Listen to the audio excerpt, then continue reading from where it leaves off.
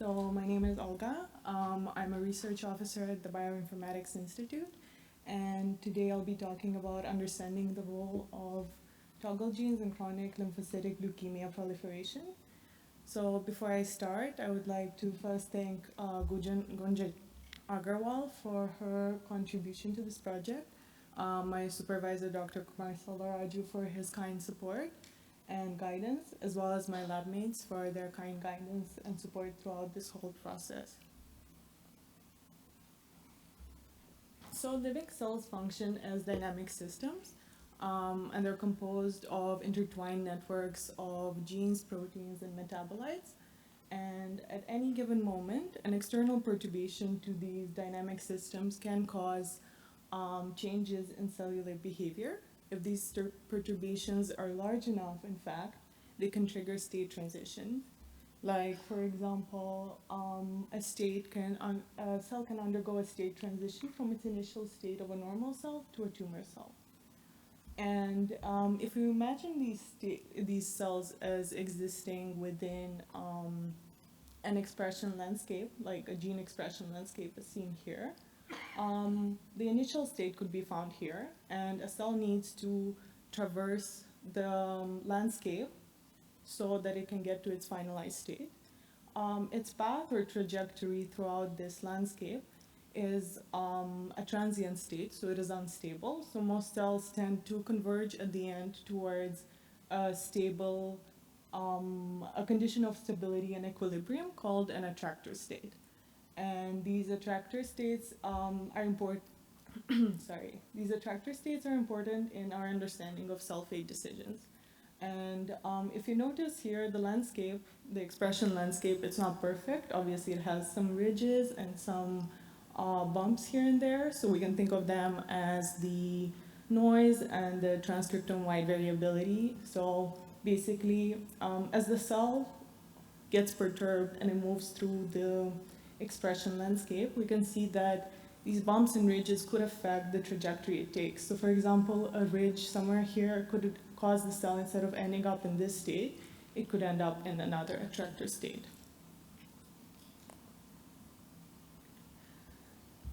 So for example, here we have a study by Pyrus et al., where they looked at developmental differentiation of human cells.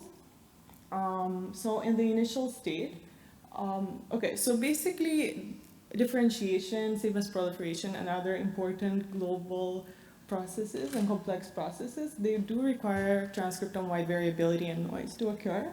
So as we can see here, in the beginning stages of developmental differentiation, there is very little cell-wide, like transcriptome-wide variability and noise.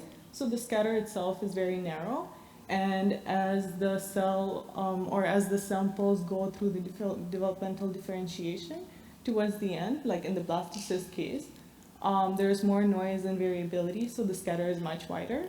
Similar, we can observe this in the noise analysis done by the same study, where in the initial developmental stages, noise is quite low, and as the cells are undergoing differentiation, noise increases drastically, and then it stabilizes. So it's sort of like our attractor state, where it exists in one initial attractor, it undergoes the trajectory, and then it stabilizes. So that's why understanding noise in the context of complex biological processes is important. And understanding where noise within transcriptomes comes from is also important.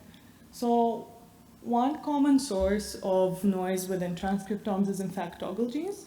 So for people who have not heard of toggle genes, these are, as the name implies, they're genes that toggle in expression on and off. So they're basically a specialized subset of differentially expressed genes, and they can be observed in transcriptome scatters between replicates. So if you look at the scatter here, they're usually found by the X and Y axis here because they are fully expressed in one replicate and fully not expressed in the other, and vice versa. So they create this specific L shape within a transcriptome. And a study conducted by Giuliani et al. Found that they represent major contributors to like noise and transcriptome variability. So, and there are also another interesting thing about these genes is that they have an increased incidence in cancer and developmental studies. Therefore, they are of interest when exploring things like complex proliferative processes and cancer. Here's some more example of these toggle genes. So they've been observed in different organisms and disease states. So all three of these are different studies, different original data sets.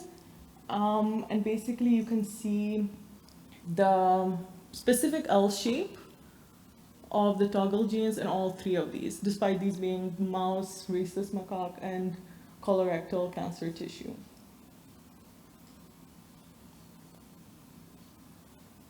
So our goal is to basically investigate the importance or what role do toggle genes play in proliferative processes in cancer.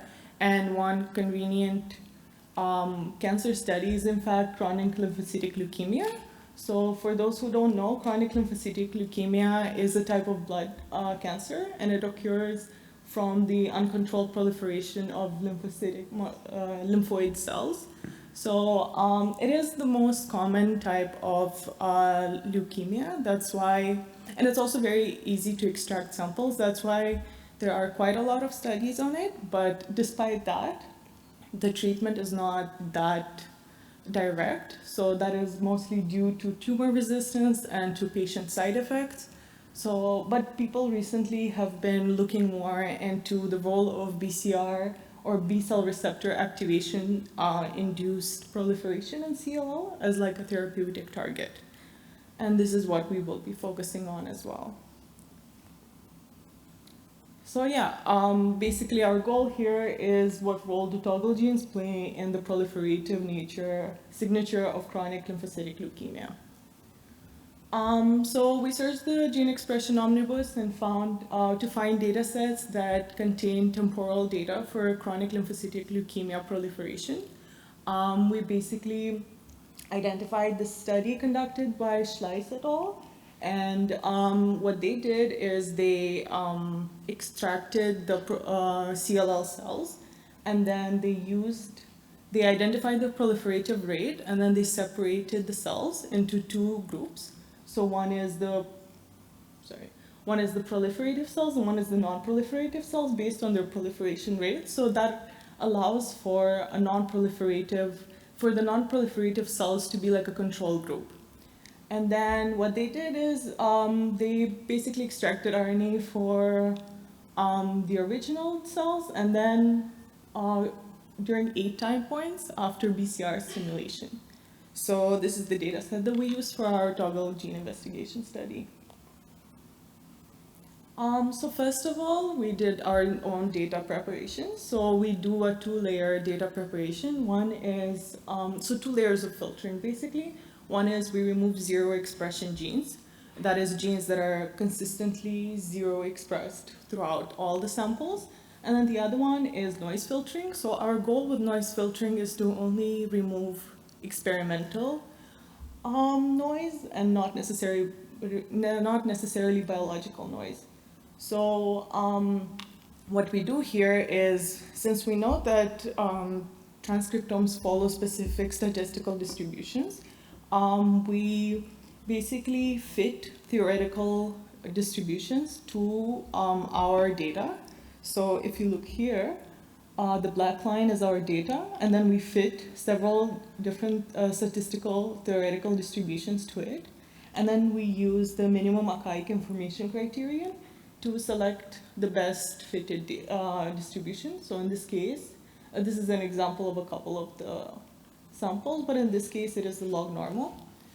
Then what we do is, so basically if you look carefully here, our experimental data does not follow the theoretical distribution all the way through. So it only converges at a certain point, but then it follows it all the way through. So this is basically the noisy region that does not follow the expected theoretical distribution. So we use the convergence point between our data and the theoretical distribution as a way to identify a threshold. In this case, it's 3. So then what we do is, we basically investigated the whole transcriptome first, the filtered transcriptome. So by the way, from there we got, from 30,000 genes, we got 12,000 genes for further investigation. So first we performed autocorrelation, which is basically correlation in time with respect to point 0 or time 0. And then we observed, surprisingly, we observed that both Surprisingly, we observed that both types of cells actually responded to BCR stimulation, which is a bit unexpected since the NPC were expected to be controlled. But an interesting phenomena that was happening was, so first of all, we saw a rapid response in the early time points, followed by a sort of convergence in between the two cell types. And this is also observed within the PCA trajectory. So while both cell types have a PCA trajectory and they seem to be responding in time to BCR stimulation, what we can observe is that the two trajectories diverge at earlier time points, and then they converge towards later time points. In fact, at 96 hours, the two trajectories, or the two cell types, are almost fully overlapping. So then we performed our toggle gene analysis. We extracted toggle genes between replicates for basically all time points and all conditions. Here you can see in the scatter plot the toggle genes visualized. This is one example scatter plot, and we extracted 1,702 toggle genes for further analysis. And we also performed DE analysis using DSeq2 for just as a comparison as well. So we extracted 2,104 genes. And then the interesting thing is that the DE genes and toggle genes that we identified, they didn't actually overlap much. That is not necessarily too surprising considering the method of extraction, but then another thing that was interesting was the fact that the two different distributions, so if you see the toggle gene distribution here in green, it has a very distinct and different distribution, or even average, to the filtered and the DE genes. Therefore, toggle genes do tend to be lower in expression, and they're often not picked up by like algorithms like DSeq2 because of their lower expressions. They often don't pass the full change. They often don't pass the full change threshold or even the p-adjusted value thresholds. So then what we did was noise analysis. So we performed noise analysis for the filtered transcriptome for DE genes, random genes, and toggle genes. So what we observed for filtered transcriptome, DE genes, and random genes, this by the way is the same number of genes as toggle genes. We observed this very specific dip at a time point, but then mostly a stochastic behavior and noise. Whereas for toggle genes, we observed a very interesting sharp increase in noise followed by a saturation. So if we go back to our previously discussed noise plot, right, we see a similar behavior where there's dramatic changes in noises as complex processes are occurring, followed by a new stabilized noise state. And lastly, we also performed PCA. So we looked at the PCA trajectories for the cell types separately. So what we observed is that toggle genes and DE genes both replicate the trajectory to a certain extent, but I guess not to the same scale because the difference in the number of genes that contribute to the trajectory is very different. So this line would be 13,000 genes. This one would be 2,000, 1,700 genes. So of course it is smaller. But when comparing to random genes, the trajectory of the random genes is much smaller. Therefore, we can conclude that toggle genes are not behaving as random genes, and neither are DE genes.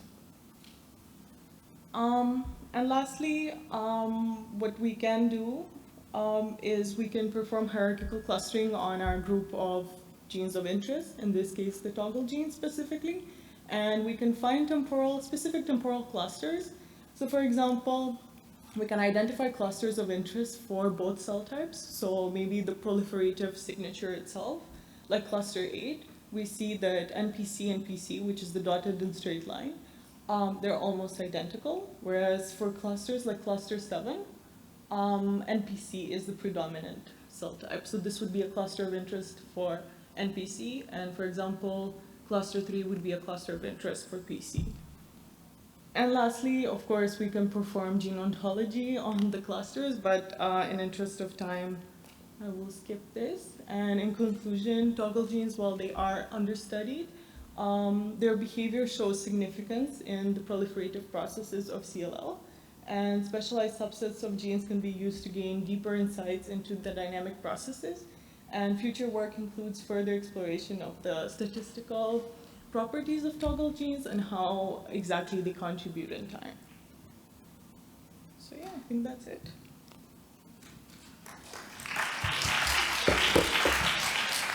Thank you for the great talk, Olga.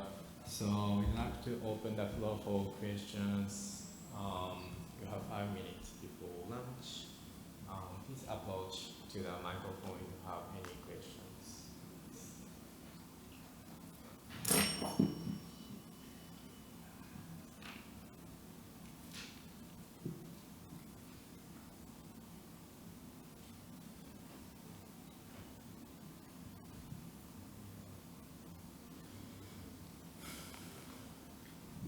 Thank you for the talk.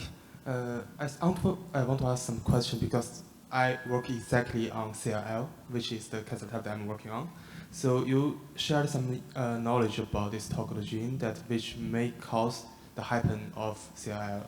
Could you? Is it possible that in your maybe in your publication or any place that you can provide a list of these toggle genes that may help other people in the further research? Or Yeah, I mean, this is a work in progress, but in any future publications, we would, of course, provide the list of genes that are contributing, so the toggle genes themselves. Yeah. Because have you ever considered to, for example, use these toggle genes, for example, like use their gene expression data of these toggle genes to predict if one person will have CLL in the future or not? Sorry, could you repeat that? Yeah, because I think it is really possible that to use this kind of gene expression data of these toggle genes to predict if one person will get CLL in the future or not. Okay. Is using machine learning algorithm? So that is an interesting suggestion. We have not considered doing that actually, because toggle genes is still in like an evolving sort of field, but that is an interesting suggestion. I do think we will consider it for future work. Thank you very much. Yeah, but do you have this kind of like also have this kind of data in your own institute, or you only use this public data on GIC? We will use public data. Public data. Okay. Thank you so much.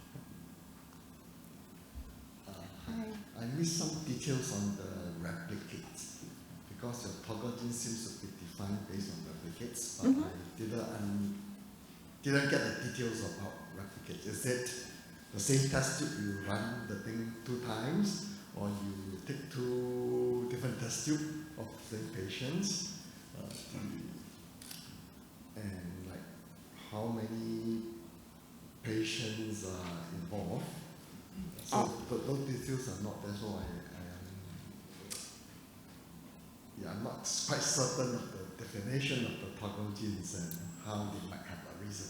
Right. So the definition of the toggle genes is that it's between technical replicates often, but we are looking at it in terms of also biological replicates, so between different patients of the same condition as well. In this study, it is technical replicates, so same patient. So just one patient? If you have multiple patients, is that for the same phenotype? Yes. Yes. Are the toggle genes for the different patients the same? Yes. Yeah.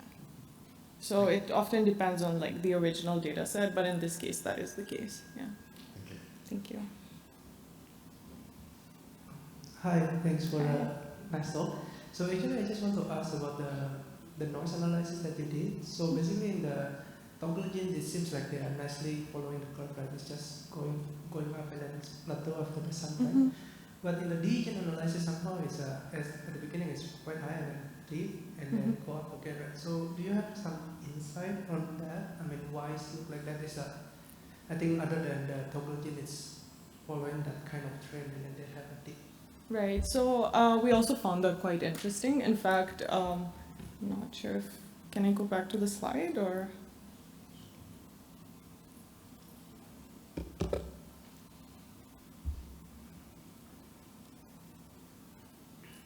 One second. Sorry.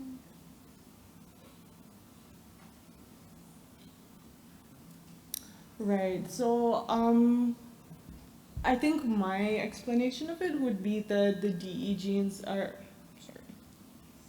behaving quite similarly to the whole filter transcriptome or to the global response, and the same as like any random subset. So by the way, this was done on like 100 different subsets of randomly sampled 1,700 genes, right? So the fact that there is no difference between these two, to me, makes it seem like DE genes are behaving like a subset of the transcriptome rather than having their own sort of signature noise pattern. I see. Okay. Because interesting because we usually use the DE gene and then Yeah, we yeah, get like random gene. Okay. I mean in terms of noise, right? yeah. Okay. Thanks. Thank you. Oh, hi. Thanks for your talk. And I have questions. It's for the enrichment. I'm wondering, do you have any enrichment analysis for the DEG and also for the TAG genes? I'm wondering, is there any similarity between those two kind of genes? Sorry, I didn't catch that. Oh, I'm wondering, do you done any pathway analysis for the DEG and also the TAG genes? And do you find any similarities between those pathways? So it's still a work in progress. We did find some similarities and some consistencies, but only for the NPC cells, in fact. But the pathway analysis for the PC specific, so like the actively proliferating cells and the common pathways were completely different for DE genes and toggle genes. So we're still exploring on why that is the case and what exactly is happening there. Well, thank you so much. Thank you.